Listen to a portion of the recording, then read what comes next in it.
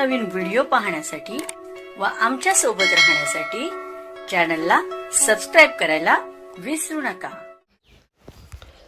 तर बघा काय शासनाने झाल्याच्यात काय म्हटलेलं आहे।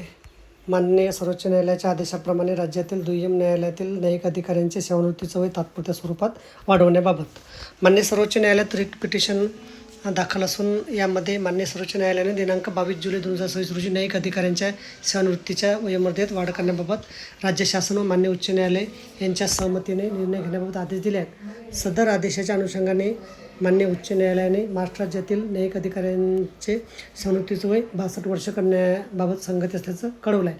त्या अनुषंगाने राज्यातील न्यायिक अधिकाऱ्यांच्या सेवानिवृत्तीच्या वयामर्यादेत तात्पुरत्या स्वरूपात वाढ करण्याची बाब शासनाच्या विचाराधीन होती। त्याच अनुसरून शासन खालीलप्रमाणे निर्णय घेतला आहे। रिट पिटिशन मधील मान्य सर्वोच्च न्यायालयाच्या अंतरिम आदेशानुसार राज्यातील दुय्यम न्यायालयातील न्यायिक अधिकाऱ्यांचे सेवानिवृत्तीचं वय दिनांक 31 मार्च 2026 रोजीपासून 62 वर्ष करण्यात येत आहे। जे न्यायिक अधिकारी दिनांक 31 मार्च 2026 रोजी अथवा त्यानंतर सेवानिवृत्त झाले त्यांच्या लेखी संमतीनंतर त्यांना वाढीव सेवानिवृत्तीच्या वयामर्यादेत म्हणजेच त्यांच्या वयाची 62 वर्ष पूर्ण होईपर्यंत शासन सेवेत पुनर्स्थापित करण्यात यावे।